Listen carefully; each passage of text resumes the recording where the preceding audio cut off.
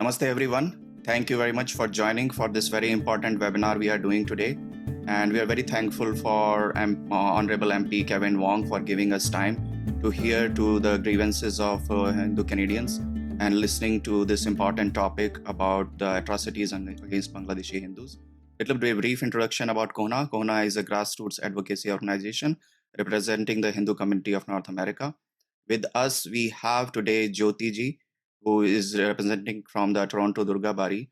She will start with of what happened in Bangladesh right after in 24 hours, first 24 hours. And before I hand over the mic to Jyoti ji, I just want to let everybody know that now at this point when we are talking, everybody knows about what's happening in Bangladesh with Bangladeshi Hindus. But unfortunately, we have forgot that just 1 week back, when we were talking about this issue, especially the relatives of the Bangladeshi Hindus living here, when they were making the appeals on social media, we saw the same rejection of Hindu phobia we see here, that it is not happening. Until 3 days, there was all efforts were made to sideline, reject, and minimize the atrocities against Hindus, which is historically recorded over and over, and it is happening now. Until 3-4 days after, Western media started to take notice of that because the scale of violence was so unimaginable that nobody could ignore. So before we go to other panelists, Jyoti ji, welcome. Thank you. Please share your thoughts. Thank you so much, Rishabhji. First of all, lots of gratitude to all of you for having this important conversation, because as he said, as Rishabhji just said, when you deny the experiences of millions of people, it's not only dehumanizing, it is also very, very invalidating for all of us. So very important conversation. I will start with what happened in Bangladesh within 24 hours of Sheikh Hasina resigning and leaving the country on August 5th, 2024.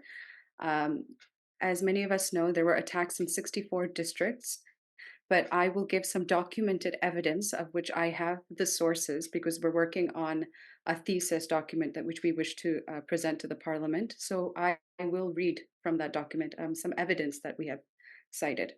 So within 24 hours, there was widespread destruction in Bandarbon, which is one of the districts. Hindu homes and temples were systematically destroyed, a region which has also seen relentless attacks in the past in the minority communities. So houses were burnt down, leaving families homeless and vulnerable. There was a brutal assault in Chattogram. So several Hindu individuals were physically assaulted by mobs. The attackers used weapons and some victims sustained life-threatening injuries. The violence was reportedly coordinated, targeting specific Hindu neighborhoods. Molvi Bazar incident. This is very personal to me because this is where my mom's family lives. And so very personal and very disturbing. In Molvi Bazar, there is a temple which is very renowned. It is an ancestral temple, so it's been there for over 100 years. It was attacked and desecrated by mobs. Hindu homes in the area were set ablaze, leading to the displacement of numerous families who led in fear of their lives. Again, these attacks were also coordinated and involved with large groups of armed extremists. Temple desecration in Barishal. A historic temple in Barishal was destroyed by extremists. The attackers vandalized sacred idols and looted the temple, causing widespread fear among the local Hindu population. For those of us who were there on the Toronto protests, those big images that you saw of the broken idols, it was probably from this area. It was one of the first areas where idol attacks happened. Forced conversions in Sylhet, again, another big district in Bangladesh. Extremist groups in Sylhet have been forcing Hindu families to convert to Islam under the threat of violence. Those who resisted were subjected to beatings and social ostracization. Mass displacement in Rangpur. Hundreds of Hindu families in Rangpur have been displaced as their homes were set ablaze by armed mobs. The displaced are now living in temporary shelters, facing harsh conditions without adequate food, water, or medical care. Sexual violence in Khulna. Reports from Khulna indicate that Hindu women have been subjected to sexual violence, including rape, as a form of intimidation and coercion. These heinous acts are a part of a broader campaign to terrorize the Hindu community into submission. Economic sabotage in Mymensingh. Hindu-owned businesses in Mymensingh have been targeted for destruction, crippling the economic livelihood of the community. Shops were looted and properties were destroyed, leaving many without a means to support their families. Targeted killings in Dhaka. Many of you know, Dhaka is the capital city of Bangladesh. There have been targeted killings of prominent Hindu figures, including teachers, community leaders, and activists. This is the place which has seen the most attacks in the form of political leaders or those who were Hindu but in a position of power, be it maybe as a teacher or a political representative. These assassinations are intended to silence voices advocating for Hindu rights and to instill fear within the community. Vandalism and arson of ISKCON temple in Meherpur. The ISKCON temple was vandalized, deities were destroyed, and devotees barely escaped with their lives. Number 11, lynching of Hindu counselors in Rangpur. So again, attacking those Hindus who are in positions of power. Hindu counselors were brutally lynched, highlighting the severe targeting of Hindu leadership. And last but not least, Chittagong's Hazari Goli. In Chittagong, the Sri Krishna temple was attacked. Mobs attempted to break into Hindu homes, specifically targeting families with young girls. This indicates a deliberate strategy to terrorize and demoralize the community by attacking its most vulnerable members, right? And so all 12 of these recorded incidents are what happened within 24 hours of Sheikh Hasina resigning. So very wide scale, and it's very campaigned, very coordinated. So it's not an isolated act. This is something that's ongoing. And when we're speaking on this topic, I think it's also important to bring forth, like Rishabh said, firsthand experiences. Many of us have families who are back home who are suffering. Unfortunately, I belong to one of those families, and I have uh, uh, a lot of firsthand experiences to share. I will share two of them here today. This is very personal, and so I beg everyone's pardon if I do become a bit emotional, but I will try to be as succinct and to the point as possible. So my family is now settled here in Canada, but we have an ancestral property in Sylhet in Bangladesh, which is one of the districts, my father's ancestral home. So we have a caretaker there who is also an extended family member who stays there now because we're here, and he looks after the property. So when Sheikh Hasina left, we got news that within the next 3 days, there were other extremist families who are coming here and planting trees. And so, for those who don't know, that's a way to sort of usurp land. They come into your land and they start to take over. And so we protested, but it was futile because there was no law, no prosecution, no police. So really, there's not much you can do, and it's in a suburban area. A week later, the caretaker's son, so my cousin, he disappeared, and he could not be found for 2 weeks. They did try to use media help. They did try to go to the police. No one helped. About a week ago, I'm not sure, maybe 5 days ago, he was found in a pond. So for those who don't, in Bangladesh, in many places in the suburban areas, they have a water pond. We call it a pukur. He was found in one of the distant neighborhoods, pukur, and they thought he was dead. They saw a body moving. They brought him out. He was not dead, but he is in coma right now. And the reason he was attacked because his father is a Hindu business owner. And they had tried to take his business earlier, but he didn't step down. And so this was a revenge attack on his son. My maternal uncle's best friend is an OC in Bazar, and OC basically means officer in charge. And he's been appointed there for the last 3 years. He was not present in his home. He had a wife and a 15-month-old son, both of whom were brutally murdered. Okay, so he was attacked as well when he came back, but he came home to a dead wife and a dead son. So yes, this it's for those who say that this is not happening. It's very real. It is very very much. Please don't deny these experiences. Is basically the message we want to send forth. Thank you, Rishabji. And I'm sorry for being emotional. This is something that really touches home because I have a lot of cousins as well. Many of them are girls, and we are scared for their safety every single day. Yeah. Thank you. Thank you so much, Jyoti ji, for this moving account. And I want to applaud your courage. First, it takes a lot of effort to express your trauma, especially in the situations of these such brutal attacks. Even more so from Hindu community, because we know that self-censoring is an issue with Hindu community.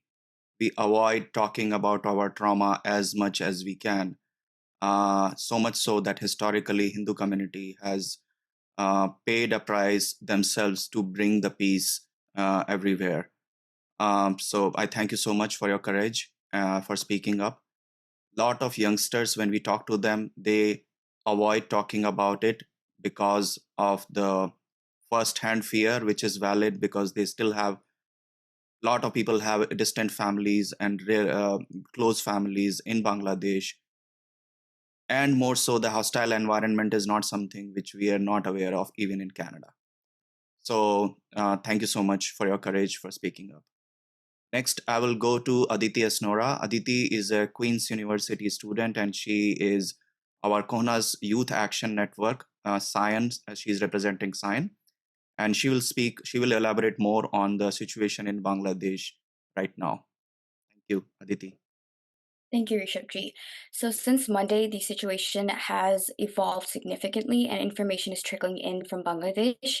And this is a country that has long history of attacks on Hindus and other minorities. We have confirmed reports of 8 temples attacked, idols desecrated and destroyed. The reports indicate that 278 attacks have happened in 48 of the 64 administrative districts of Bangladesh. 411 temples have been attacked and destroyed since 2001, alone with 2021 being a really bad year with 315 attacks. On average, there were 400 attacks on temples, households, and persons in Bangladesh in the period of 2013 till 2021. And very often the Hindus are blamed for blasphemy or scapegoated for current political crises as we're looking at right now. And this leads to attacks of reprisals. And sometimes these attacks are labeled as retaliatory or revenge attacks. And there are currently many Bangladeshi citizens trying to enter neighboring India, and they're being pushed back by the border security. And considering the history of the region, India passed a legislation in 2019 known as CAA, or the Citizenship Amendment Act, and it's to assist persecuted minorities in Pakistan, Bangladesh, and Afghanistan. And we in CoHNA have emailed all parliamentaries, senators, and other provincial and local leaders the rationale of the law. And at this point, it's all hands on deck. Everybody needs to do their part and speak up about what's happening. Thank you, Aditi. Thanks for that recap. Now, next we will go to Dhiman Dev Chaudhary ji, and he will talk about history of the violence against Hindus and other minorities in Bangladesh. He is representing Human Rights Congress for Bangladeshi Minorities. Dhiman Chaudhary ji. Thank you. Thanks to CoHNA for giving me the opportunity to bring to light the harrowing situation faced by Hindus in Bangladesh. It has been 78 years of agony with heart-wrenching stories of massacres, pillaging, and relentless persecutions of Hindus and other minorities in the country. And it has been going on for generations. Government has changed, but the suffering of Bangladeshi Hindus and other minorities has not. Even after the independence of Bangladesh, pillaging of Hindus didn't cease. They continue to be hunted down for their belief and their identity in a nation that has long struggled with religious intolerance. In recent weeks, the situation has only worsened. Reports from various districts paint a grim picture of widespread violence, intimidation, rape, murder, and systematic persecution. In addition to rape and murder, families are being driven out of their homes, places of worship desecrated, and their livelihood has been destroyed. The very fabric of their existence is under attack now, and the world remains silent. The Human Rights Congress for Bangladesh Minority, an NGO in special consultative status with the United Nations, has been working on the ground tirelessly to document these atrocities and identify the victim for possible humanitarian and legal services. And we have been doing it for 27 years.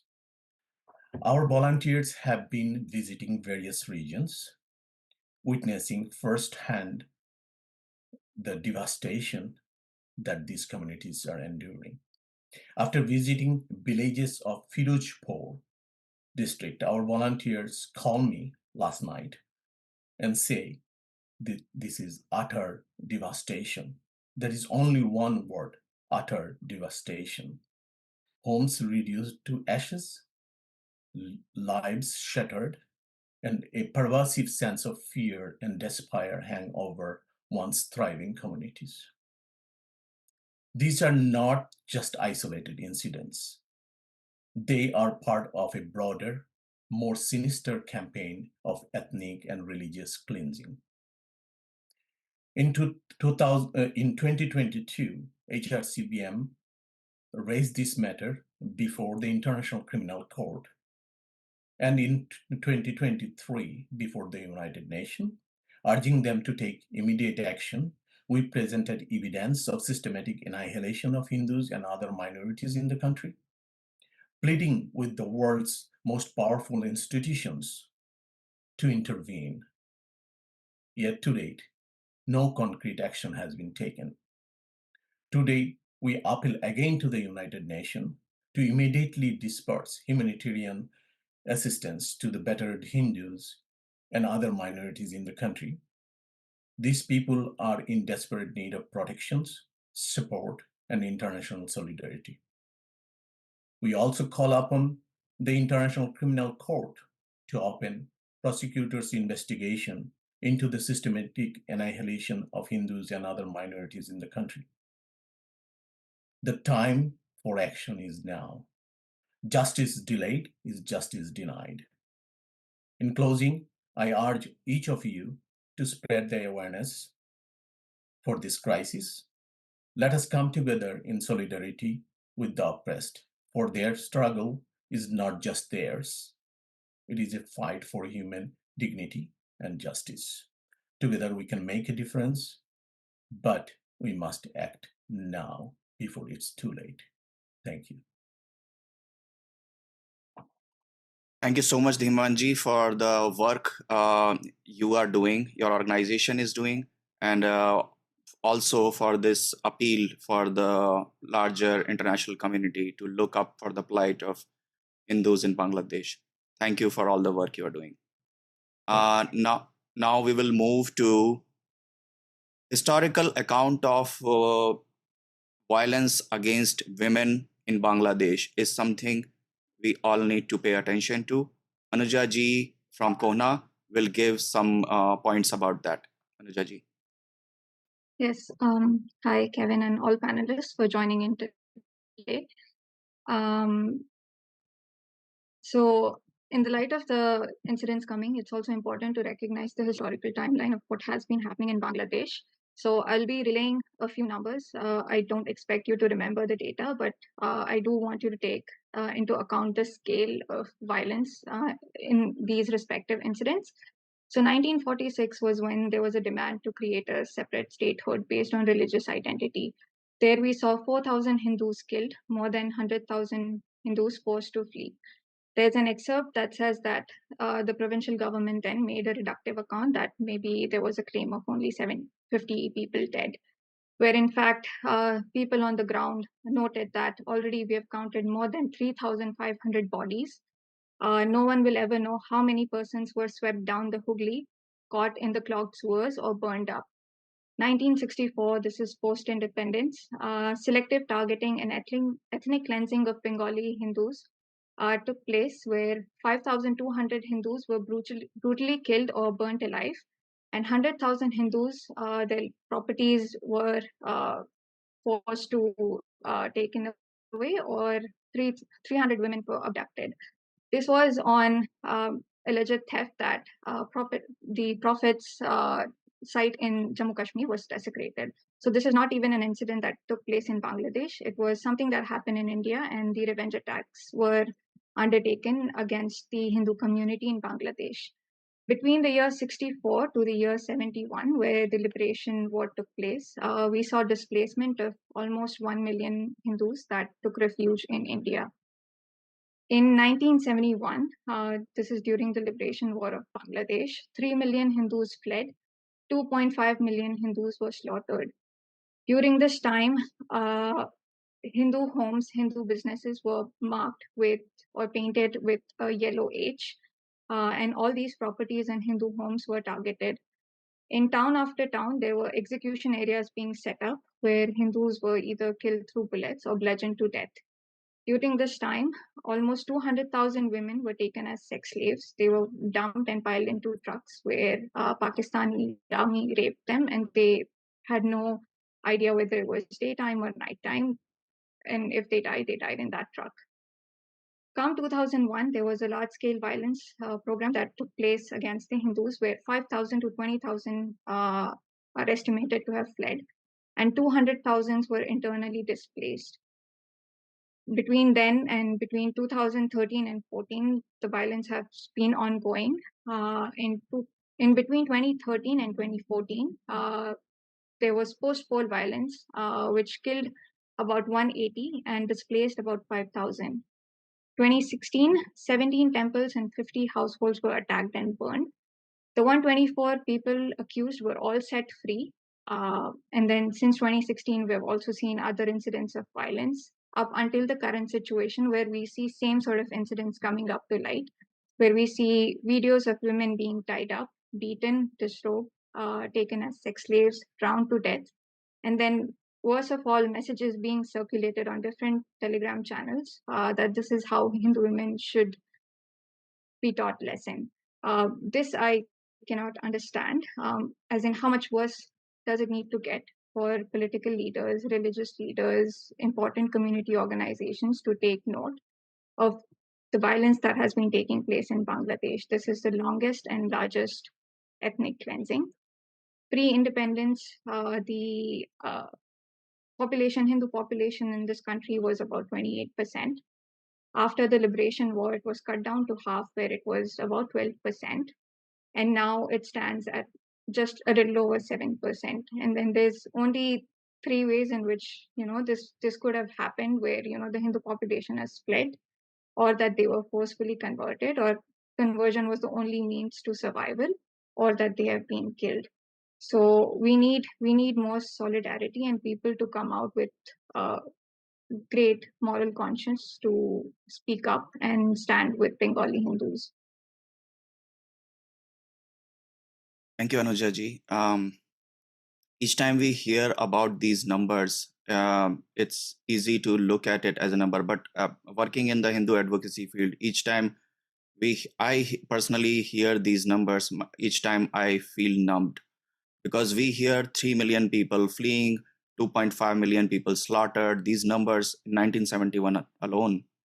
And Anuja ji gave so much account from 1946 to 2024. And we are looking at 3 million stories of people fleeing, their trauma, their stories of pain. And this is an opportunity to ask, as a Western, as a Canadian, how many of these 3 million stories have we heard?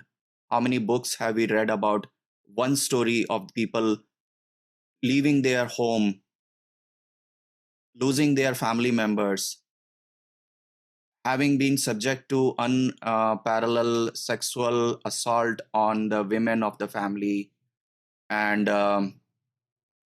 just being subjected to this much of trauma.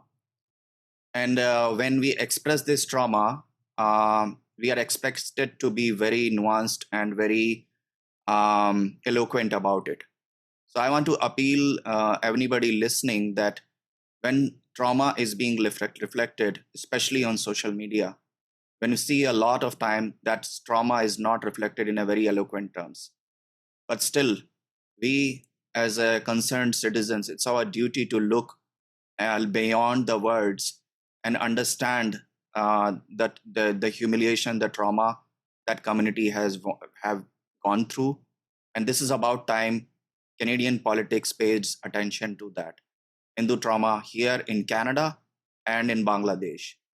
It might not be same in the scale of violence, but there are people who have gone through that. Their families have gone through this trauma, and the intergenerational transfer of the psychological horrors still continues. And after that, in the academic settings or in this town, we still are subjected to um, unparalleled hostility. So, talking about that, I want to invite now CoHNA Youth Action Network's Khushi Jetli. She is a fresh graduate from OCAD University, and she has been working very passionately for the cause of Hinduphobia.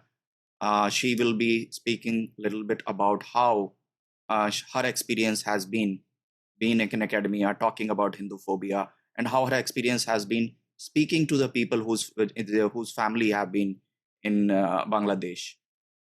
She. Thank you, everyone. Namaste.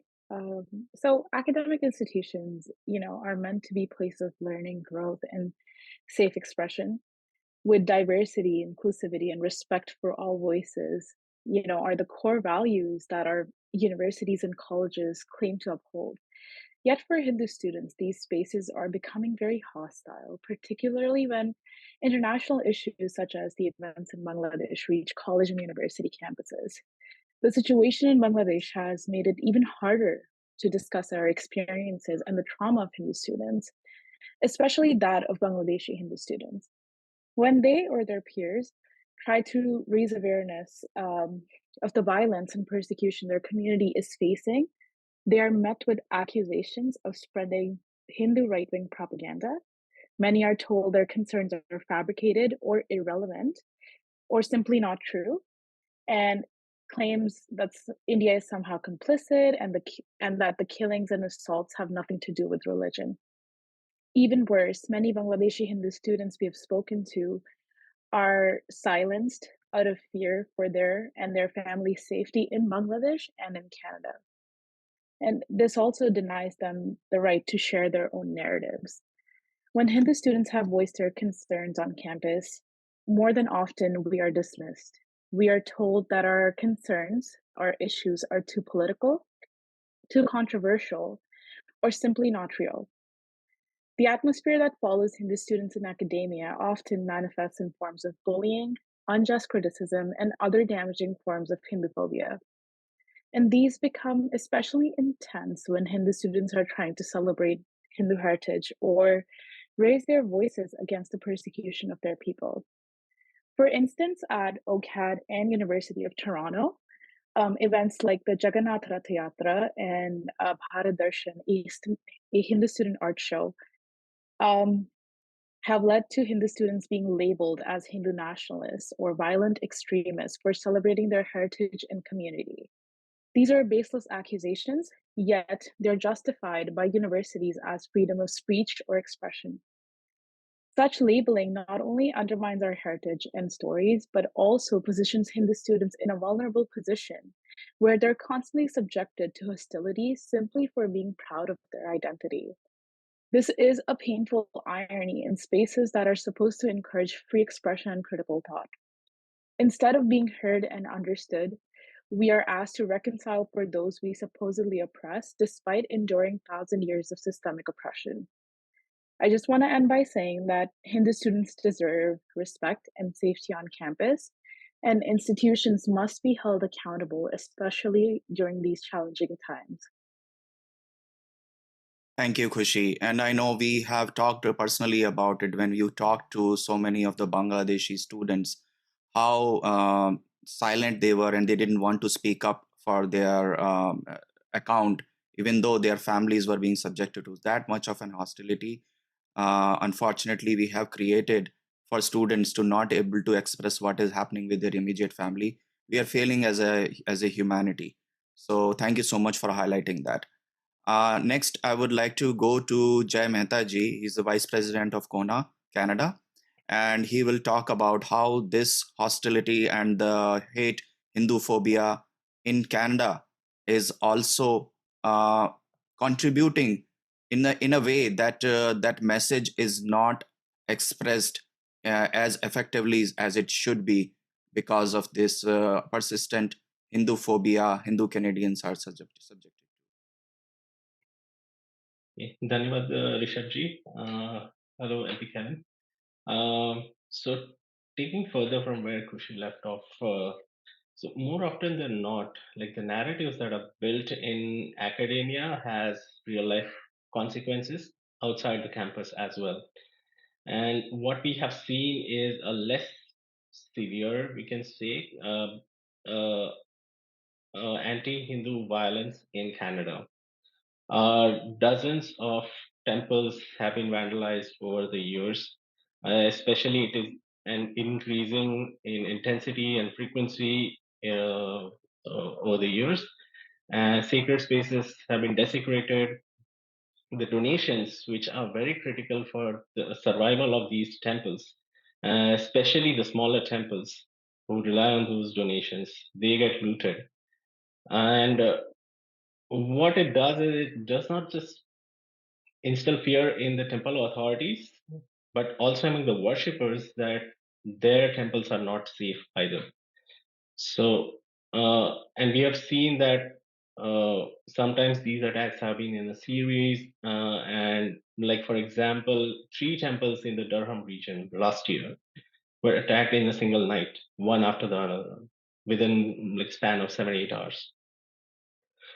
Unfortunately, what we also see is a lot of apologia for these attacks, a lot of justification, where and in spite of the fact that Hindu temples are often chosen for all sort of demonstrations, our festival activities are prevented, and we have seen this repeatedly in the, especially in the temples in the GTA and Vancouver area. Hindu temples have been called terror houses. I don't know how many Hindu terrorists have these temples churned out. If anybody in the panel or attendees want to give the number, please do so. And Hindu phobia deniers, they often call this as a resistance to a fascist and oppressive government of India. But then if it is against the government, why are they attacking temples? And why even the Caribbean Hindu temples get attacked, where they don't have anything to do with India, the temple authorities or the worshippers. And Hindus in Canada come from all over the world. We have Caribbean Hindus, we have Pakistani and Bangladeshi Hindus, as we have seen today. We have Hindus from Fiji. So Hindus come from all over the world, and this hate is not actually differentiating between the ethnicities. It has been targeted for all Hindus.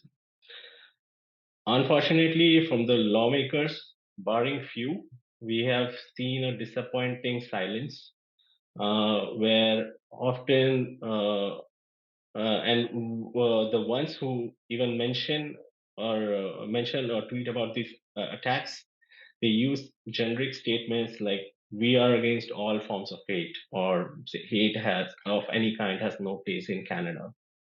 So for Hindu community, is really baffling about this aversion to use the word Hindu and spell out Hindu phobia in explicit terms and condemn it. And in spite of the ongoing genocide in Bangladesh, and every year in Pakistan, if we talk about more than 1,000 girls, Hindu and Sikh girls, every year they get abducted, raped, converted, and like married off. And in spite of that, we see a silence from the lawmakers in Canada. And even the lawmakers who have in the domestic mandate have spoken to on international issues of all kinds, but they have been silent on these attacks. So this is a bit baffling for the community, and community definitely expects more from our lawmakers to not just speak out but also act to prevent these genocides and protect the Hindu community, especially in Canada, for those who have a domestic mandate. The other aspect is the law enforcement. I want to touch upon because this is where many temples directly interact with the law enforcement whenever they get attacked. Unfortunately, we don't see Hindu phobia as recognized in the criminal code in Canada. And what it does is we have seen law enforcement having aversion or resistance to register a hate crime when a Hindu temple gets attacked. And instead, they get registered as a regular vandalism or theft or things like that. And this is particularly disappointing because Hindu temples already self censor on many occasions, thinking that it will avoid attention from these antisocial elements, which obviously does not happen because we have seen same Hindu temple getting attacked multiple times. So it only emboldens the perpetrators of these attacks. And we also see outdated training to the police, which does not train them to identify this anti-Hindu hate and coach Hindu temples to work better with the law enforcement. So what I feel is this needs to change at multiple levels in Canada. Thank you, Jayji, for this account. And very important point that we have been reaching out to all the levels of ministry for the lack of first condemnation, second the acknowledgement, and third the decisive and concrete action against the attacks on temples and personal safety. Jebhai mentioned in Canada like how there have been almost more than 14 cases of the vandalism and desecration attack, which were recorded as attack on temples in 2013 alone. I'm talking 2023 alone. I'm sorry. In 2023, I repeat, 14 temples in the whole Canada, and majority of them in Greater Toronto Area region happened. In the same year, Toronto Police's hate crime unit recently released a report. Only one Hindu-phobic incident was reported, and that is on part of Hindu community itself. We don't report hate crimes. So that's what we need to work upon, and we need to come out of this self-censoring habit. But also the government authorities need to understand that we need to come out to the community. They need to understand their historical perspective, their understanding of things and how they operate, and encourage them that when you will do it, things will improve. Because what they have seen is when you report it, things actually get worse. The temples who attacked in GTA area got the temples who made a report about these attacks unfortunately got attacked multiple times after. So, and police in many of these cases, when the break-in and when the burgling happens, they don't even consider as a hate crime. They consider it as a situation where this much money has been taken, and that has now. If we start talking about numbers of that crime in Canada alone, I'm very sorry to say the numbers go more than 100 in last 3 years. That tells from our cursory research on talking to temples. If a real research is done in that, numbers will be shocking. I will also want to highlight it's not alone to the temple attack only.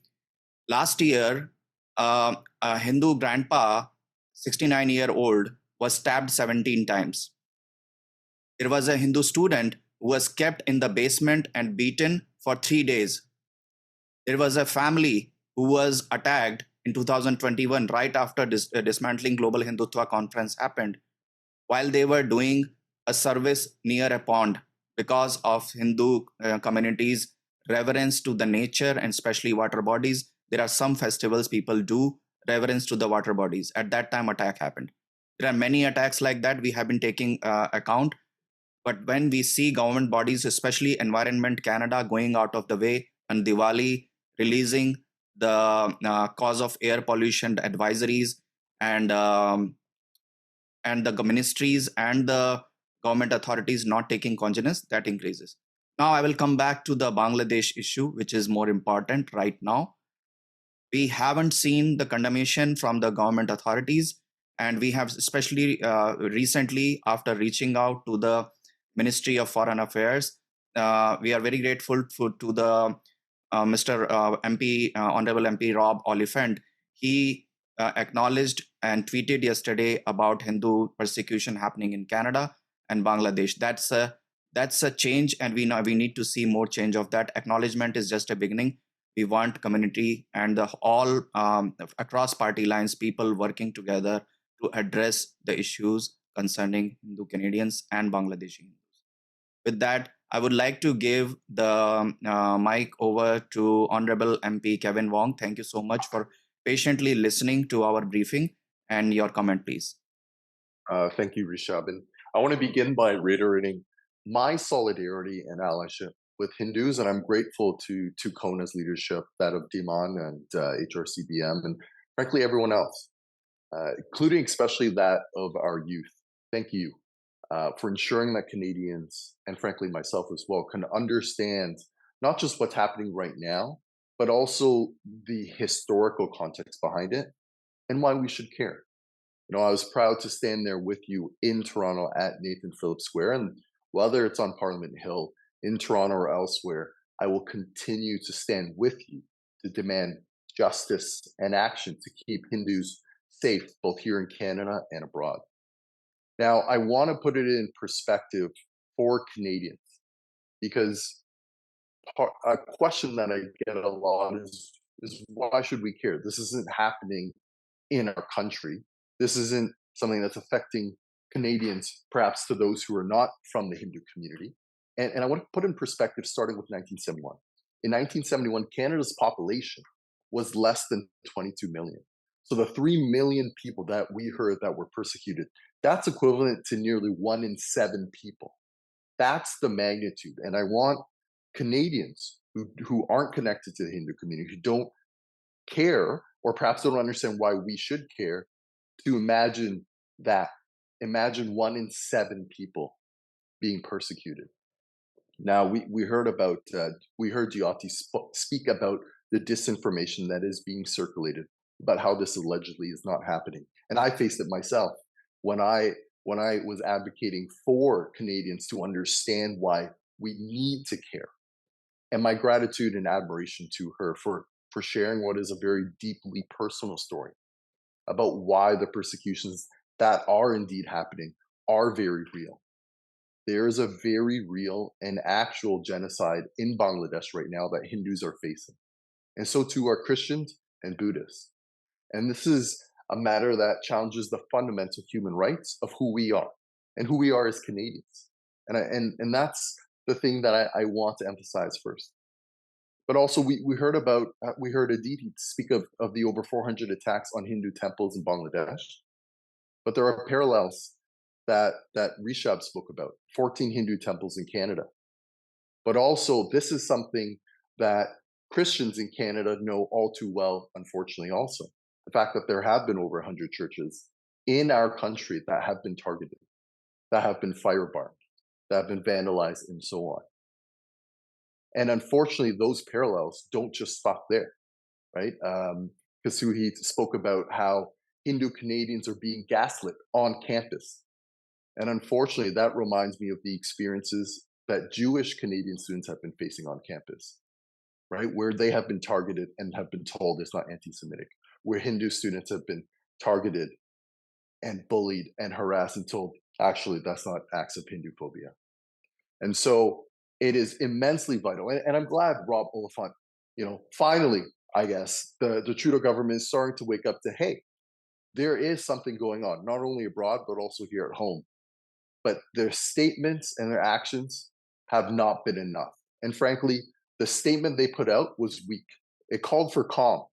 And that call for calm, however, did not reflect the urgency that the issue requires. It says there needs to be an investigation. But you have no idea if you read the Trudeau government statement of what, who needs to be investigated, and by who. And what I've been hearing loud and clear during this briefing, frankly, is a need to reinstate an Office of Religious Freedom that was first created under Prime Minister Stephen Harper, so that there can be a focused effort to ensure that religious freedom, a protected charter right in Canada, is defended here at home as well as abroad.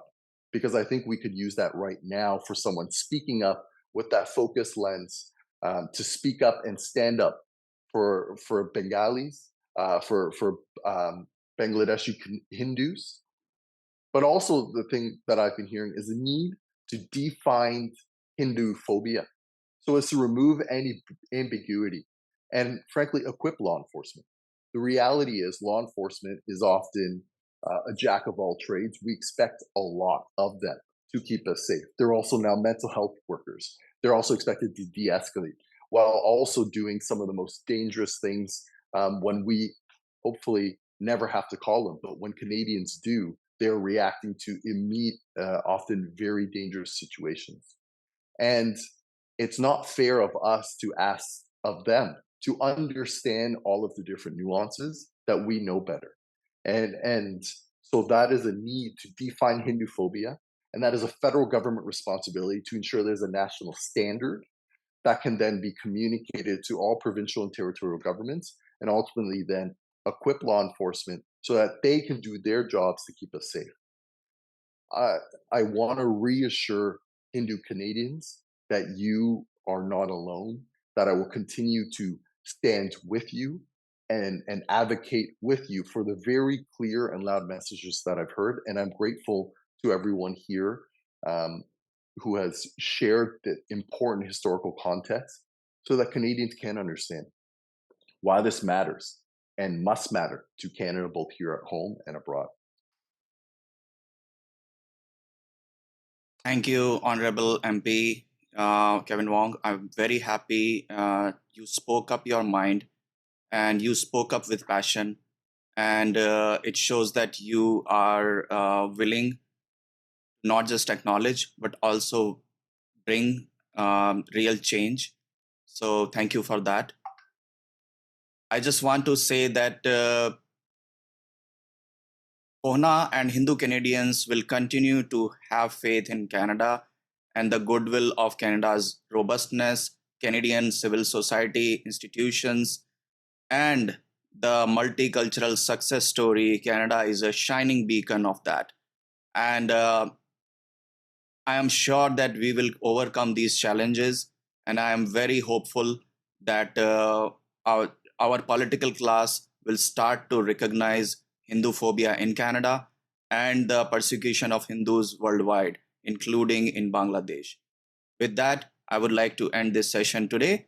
And we would just like to ask the panelists, attendees, thank you to all the panelists, especially Jyoti ji and Dhiman ji, for expressing your the work you are doing and the trauma you have expressed, I'm sure is well received. And I would like to encourage attendees to join CoHNA, to join hands with the efforts of the advocacy. If you are a young student, join SCIAN, make our efforts successful. Hindu advocacy needs to work harder to make us heard. Thank you so much, and have a great rest of the day.